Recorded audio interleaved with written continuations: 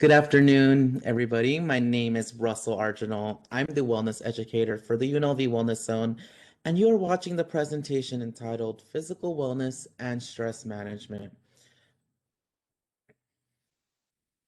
And in today's presentation, this workshop is going to cover basically strategies on how to cope with life stressors. The coping strategies are going to focus on physical wellness, which is nutrition, physical activity, and sleep.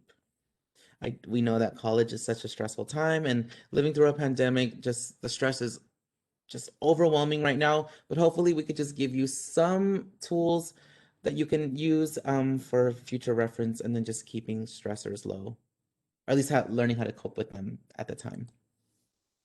So before we begin, or before we move on with the presentation, I wanted to talk about just a breathing technique called box breathing. A lot of people use this breathing technique as a way to just calm down during moments of intense stress or feelings of heightened anxiety and depression. Box breathing kind of helps you reset the stress response. So for many people, when you're super stressed out, you kind of have shallow breathing, your heart starts to race. So just practicing this technique could, at the moment, just calm you down and help you reset. And box breathing is essentially what it sounds like. Excuse me, what we will be doing is making a box with our finger, right? And breathing while we do that. For each side of the box, it's going to be 4 seconds. Inhale through your nose for 4 seconds. Hold it for 4 seconds. Exhale for 4 seconds. And then hold it for 4 seconds.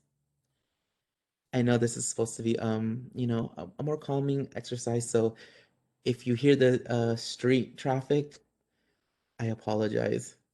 That's not added in. There's nothing I can do about that. But okay. So what we're gonna do now, so I want you to sit up straight or sit comfortably in a chair. If you feel comfortable, close your eyes. We're gonna do this for 3 cycles, where we breathe in for 4, hold for 4, exhale for 4, and then hold for 4. So breathe in. 1, 2, 3, 4. Hold 2, 3, 4. Exhale 2, 3, 4, and hold 2, 3. Again, inhale 1, 2, 3, 4. Hold 1, 2, 3, 4. Exhale 1, 2, 3, 4. Hold 1, 2, 3, 4. Last time, breathe in 1, 2, 3, 4. Hold it 1, 2, 3, 4.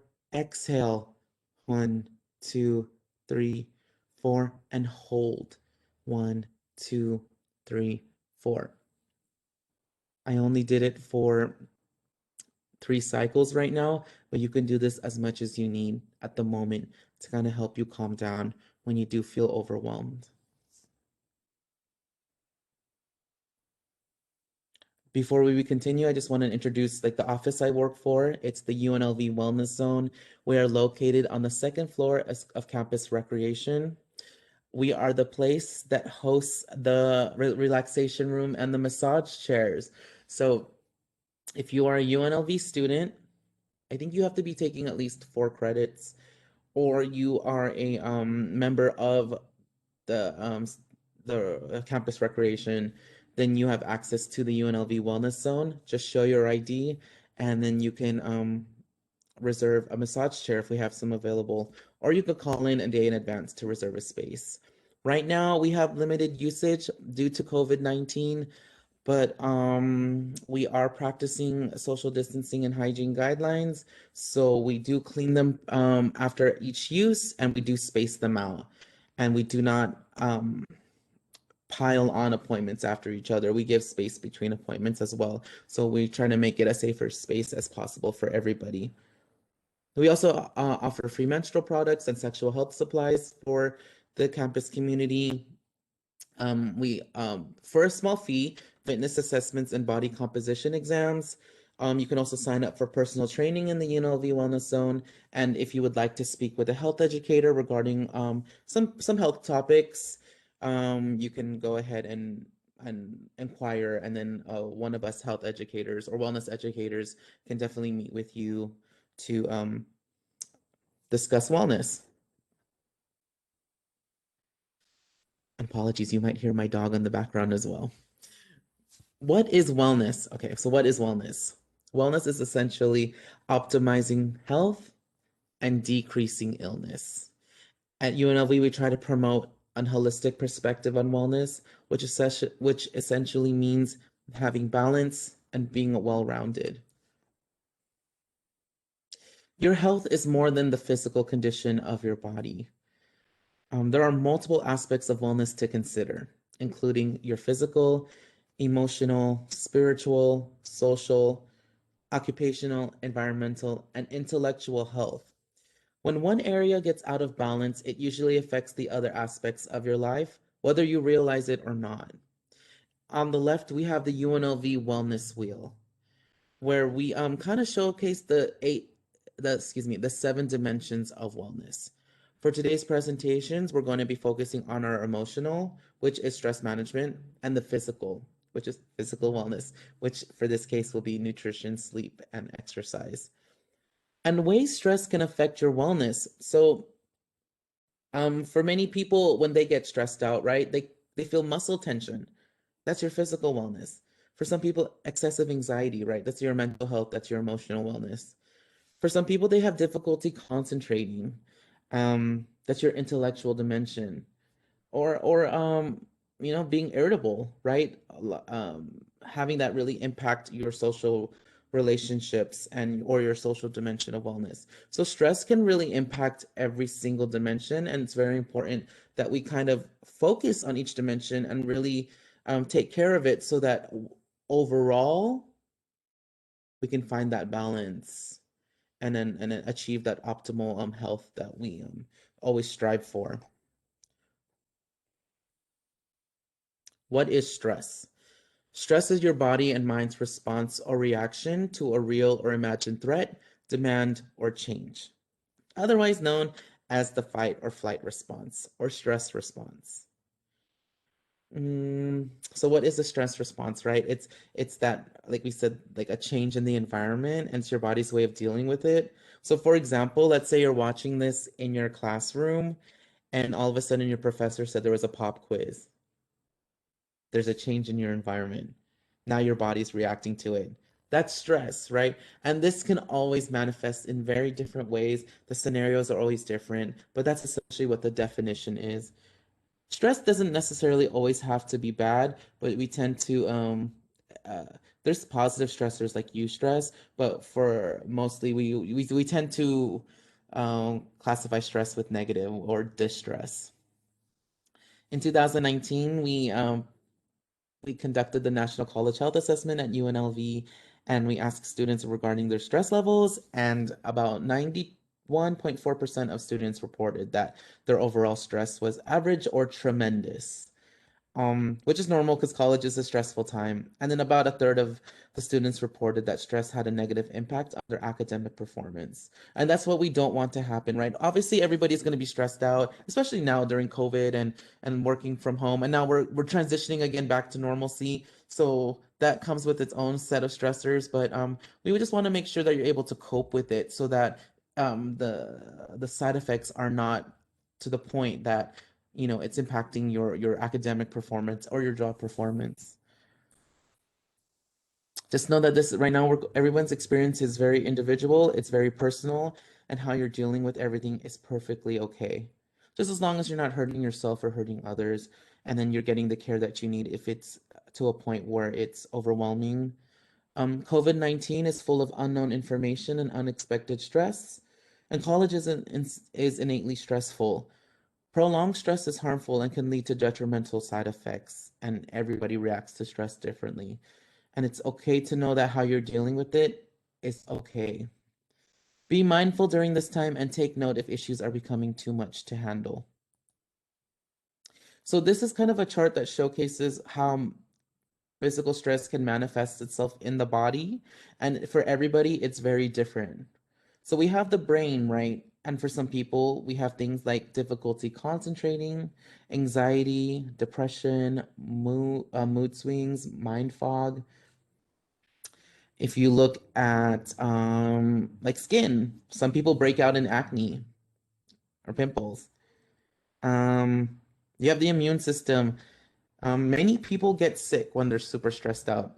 As you can see at the university, a lot of people tend to get sick during midterms and finals week. There can also be muscle tightness, right, in your joints and muscles on the diagram. Or many people for like their gut health, right, having constipation and diarrhea. Um, Even in the reproductive system, many people decrease in sexual performance and other issues related to that. Or your cardiovascular health with like high blood pressure, um, high cholesterol, heart attack, and so forth. So you want to think back to the last time you were stressed and what was happening in your body. And it's good to note that you're kind of mindful on how your body reacts to stress so that you can kind of cue it and act accordingly and then practice like stress management techniques when it happens. So how do you cope with physical stress?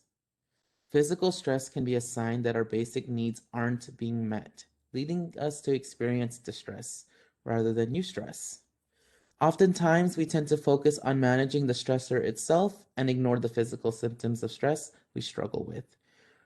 What have you tried in the past to cope with physical stress? So a lot of times what this slide is essentially saying that many times we tend to um cope with stress with like the stuff we are like popular. So like getting a massage or you know, cucumber face masks, listening to music, right? Meditation, which is all important. Don't get me wrong, because that stuff is very important. It's stress management techniques. But many times when we talk about giving our body some care, we have to go to the basics. And if you look at the bottom of the pyramid, um, physiological needs, right? Air, water, food, shelter, sleep, clothing, reproduction, right? It's those basic necessities where we have to take care of the basic necessities first before we can take care of other things. So many times when we're stressed out, our basic needs aren't being met. Like, are we eating a well-balanced diet? Are we getting enough sleep? Are we taking care of our body and making sure we get like even 30 minutes of walking time? It's stuff like that. Did I drink a glass of water today or did all I have was coffee? Right? It's stuff like that. So this is why now we're going to talk about that, taking care of the body. And when we say take care of the body, it's the three things: proper nutrition, exercise, and getting adequate sleep. One of the best things you can do for managing stress is having a well-balanced diet, getting sufficient exercise, and getting enough rest. And there's no right or wrong way to approach stress management, but you have to do whatever works for you. So first, we're going to talk about nutrition. Lack of nutrition can inflict greater stress on the body and other problems that pose a threat to your physical and mental health. When under stress, the body uses more essential nutrients than normal. After these resources are drained, the body starts to degenerate. Therefore, it is important that these nutrients are constantly topped up to ensure the body is well protected to cope with stress and other areas of illness. When a person becomes overwhelmed with stress, a common reaction is a sudden urge to eat food. The foods craved are often junk foods, like fats and sugars, that the body believes will bolster its resistance to stress. Stress causes unhealthy eating habits, including the following examples: fast food intake, forgetting, skipping meals, coffee and energy drinks, caffeine intake, taking up quick fix like fad diets, and then constantly picking at foods. Um, when we're going through stressful events, it's normal for our body to kind of be performing like a heightened response. Um, if you've ever performed like in a recital or competed in a game, like whether it's sports or like any form of competition, during the process, during that game, that event, you're super present and you're giving it all you got, right? That's like your body's way of like that's stress. That's your body coping with the stressors that's happening at that time, right? And usually when you're after the game, right, you feel tired, you need to rest, you're hungry, and so forth. This is what That's what stress is, right? You're performing at this heightened level. You used up all of your nutrients and your energy and everything. Now it's all been depleted. So you need to replenish it, right? So that's why we need to do things like drink enough water, eat a well-balanced diet, um, so that you can refuel your body and give it the nutrients that it lost while it was performing during that high and stressful time. But the problem is if you're not eating a well-balanced diet or heavy, dense nutrient foods, your body can never replenish the stuff it lost. So although when you're stressed out, it is good to eat like the bag of chips and the donuts and the junk food and the fast food, you have to be mindful that a lot of that is empty calories and there's no nutritional gain, and your body's not receiving anything from that. Bad practices in your nutrition management will invite the risk of seriously damaging your body. If you don't replenish those nutrients that you lost, that can lead to a lot of things over time. Um, Negative hormonal side effects, weight concerns, poor health, poor immune system, blood sugar imbalances, right? At the moment, us coping with stress doesn't usually lead to bad side effects for the most part, right? Over time, though, when you keep practicing bad habits, you 5, 10 years from now may experience those negative side effects. And that's why things like high blood pressure, cardiovascular disease, obesity, diabetes, mental health issues, all of that are being diagnosed a lot younger. It's one of the contributing factors is not having positive coping skills with related to stress. I'm not saying that this is the cause of it all, but it could be a factor that can really lead to this. So we want to make sure that right now when we still are I still have the ability to prevent it if that's the case for your life, that to really start practicing really positive coping strategies. And also having a well-balanced nutritious diet will not hurt you in any way. Your body will thank you. And also keep in mind that it's when you're stressed out, your favorite foods could actually help with reducing stress. We're not saying don't do it, but it's always good to consume in moderation. Sometimes you do need to that cookie or I don't know, whatever's your go-to to cope with stress. And it's okay once in a while, there's a lot of positive stuff that can happen with just treating yourself, but also just keep in mind that you know it's moderation, because doing it all the time can lead to short-term side effects and then negative long-term side effects. One thing to do if you need guidance in trying to find a well-balanced, nutritious diet is to search the MyPlate. It's it's a well-balanced nutritional management program to combat the effects of stress. MyPlate is what the CDC recommends for like a well-balanced to get the daily nutritional content from the foods you eat. If you just Google it, it can really help you kind of learn how to structure your plate. You can also make an appointment to see the dietitian that we have on campus, or one of your local providers, so that they kind of talk to you about that. One thing that a lot of dietitians and health educators and a lot of people in the health industry do uh, that we kind of recommend is something called Eat the Rainbow. It's eating a variety of foods that have a variety of color, mainly fruits and vegetables, so that you're feeding your body different vitamins, minerals, phytochemicals linked to health benefits. Naturally colored foods, right? I'm not talking about eating like fruit snacks that have been processed and they're all different colors. We're talking about like fruits and vegetables mainly, and just making sure that you see a lot of color when you're making your plates because it's a great way to kind of practice getting a variety of nutrients. And I think one thing that's trending right now, although trends go by real fast, it's called the nature cereal TikTok trend, where people put blueberries and strawberries and pomegranate, coconut water, and ice into a bowl, and they eat it like that. It's actually very delicious, but it's a great way to kind of show two colors of the rainbow, right? You have your reds, which are the strawberries and pomegranate, where there's a lot of high in vitamins A and C and antioxidants. And some of the health benefits can include risk of heart disease, reduce inflammation, immune system health.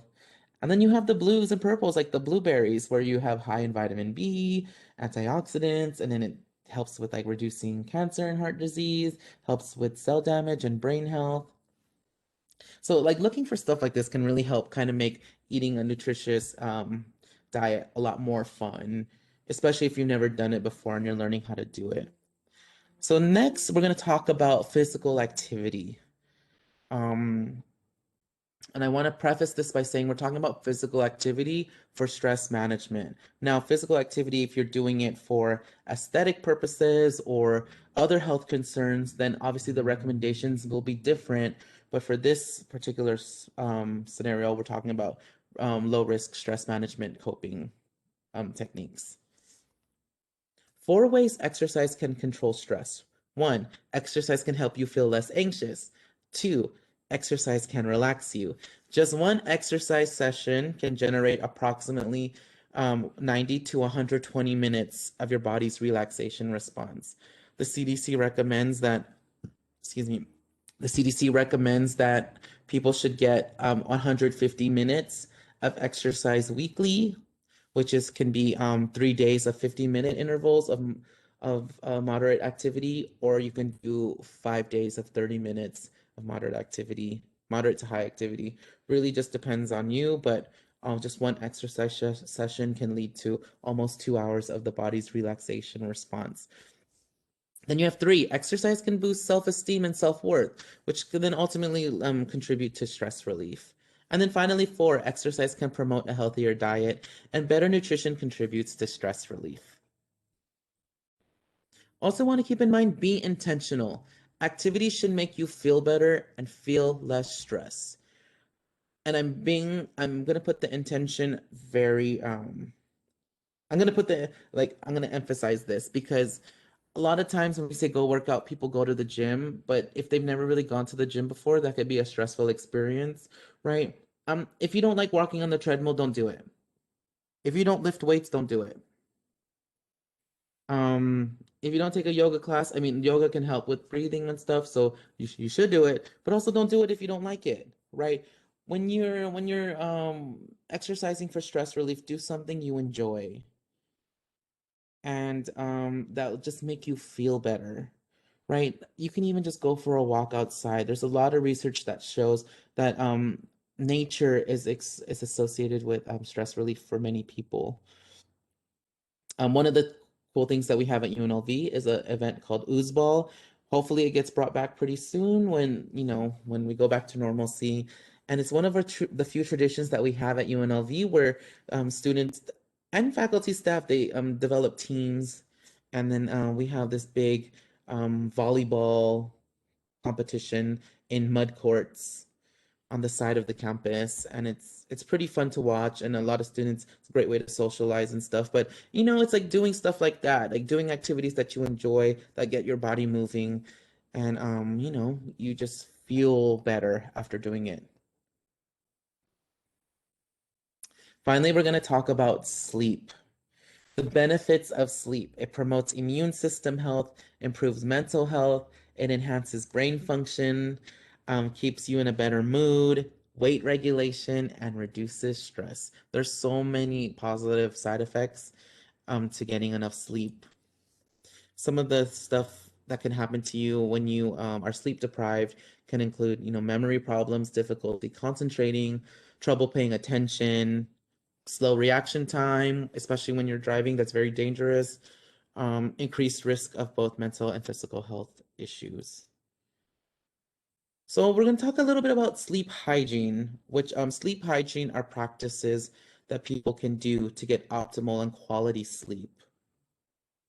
It is recommended to get 7 to 9 hours of daily sleep. Um, for college students between the ages of 18 to 24, that's what's recommended. And that's honestly what's recommended for most people. I know the older you get, the recommendation does change a little bit. You can definitely look at the National Sleep Foundation um, on their guidelines to see what would be recommended for you, depending on your age.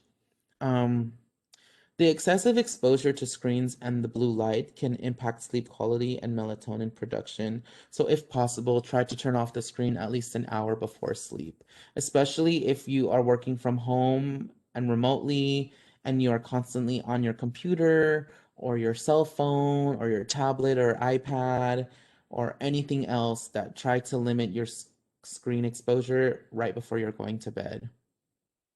The next two boxes kind of go hand in hand. If possible, try to do your work outside the bedroom and especially not in the bed, and only sleep and do pleasurable activities if you're in bed. Pretty straightforward. Your bed should be a cue for relaxation and going to sleep. Do not do homework in it if possible. No, I know if you live in a studio or that type of like housing setup, it might be impossible to not do your homework inside your room. So you just try your best to keep those boundaries if you can. If you keep tossing and turning in bed, try to get up and do a light activity after 20 minutes. So you shouldn't work at going to sleep. It should just happen naturally. So after 20 minutes, if you haven't gone to sleep, then it might be good to kind of get up and do a light activity and then try again. Many people keep a journal next to their bed or a book just so that like they can kind of like if you have a lot of thoughts going on in your mind right now, like writing them down can really help. Especially if you have like a big to-do list and you're trying to remember, it's good to just write it down and then you can kind of release it and then get back to it the next day. Also, try to have a consistent sleep schedule and nightly routine. Um, we are creatures of habit, right? So we want to make sure that we can cue our bodies that we're about to go to bed every night. So trying to make sure we have the same sleep time and then like kind of practice the rituals, right? Taking a warm bath, um, going for a slight walk really quick or stretching or doing like a skincare routine, something that cues our body that we're about to go to sleep. Sleep hygiene continued. Only sleep as much as you need to feel well rested for the next day. Keep a regular sleep schedule. Do not work at falling asleep. Reduce unwanted noise and light in your room. Do not go to bed hungry. Keep your bedroom at a comfortable temperature. Do not drink caffeine in the evening. It's recommended to do it. The last caffeinated drink you should have is 6 hours before bedtime. I know some people can drink coffee and go to sleep, which I don't understand. But I mean, if possible, that's what's recommended. But I know everybody's body's differently. Um, so yeah, avoid alcohol and nicotine use at bedtime. And then also just try to live an active lifestyle because the more active you are, then you feel a little bit more tired and then you can go to sleep faster. And it's also important to note that we have to keep the mind healthy. Our attitude and perception is extremely important. At the moment, there are many things we cannot change, and therefore, this is a perfect opportunity um, to practice our resiliency skills. Our attitude can really make an impact on our quality of life and help enhance our mood. And this is a great opportunity to be open-minded. So there are stress management is such a wide topic. There's so many things you can do. I highlighted taking care of your body, nutrition, exercise, and sleep. It's only one section, but as you can see, you can like pause the screen or take a screenshot and see that there are many other things like doing pleasurable activities, like going for a walk, listening to music, Time management, right? It's all about scheduling and prioritizing what's urgent and important. Your perspective, communication skills, relaxing, so breathing techniques and mindfulness and prayer and meditation, and then also just relying on your social networks about and like your friends and family and counselors. A lot of these are other presentations that we have, but today you're watching the one that's highlighted, which is focusing on physical wellness. And I just want to keep in mind that right now we are still living in the COVID-19 pandemic reality. Um, a lot of the stress that's happening right now is in the unknown. Updates are changing frequently, and it's being informed should help reduce the stress. I mean, just a few months ago, we were just learning about the virus, and now we're being vaccinated. Um, Now and then also, if you live in the Las Vegas community or if you work at UNLV, right now the recommendation is we're going back to school during the summer, right? We're being transitioned back in. A lot of this change happens so quickly and so fast, and sometimes we can get lost. So a good thing to do is just to be informed. But also keep in mind that with staying informed, there's also some recommendation to also set boundaries, because although it's extremely important to be informed, watching the news excessively especially may trigger panic, anxiety, and stress. And so she set those boundaries to make sure that you're getting enough information so you're well informed, but also taking care of your emotional health and mental health. And make sure that you're only using credible websites to try not to fall into social media fallacies. We've recommended the CDC, the Southern Nevada Health District, UNLV coronavirus website as just some that you can look to for more updated information. There's a lot of misinformation out there, so it's very important that you kind of filter the what's not credible and stay up to date with, credible news agencies and websites. And a few things to remember. I'm going to go to the bottom first. Stress is normal, especially in college. You'll always be stressed out.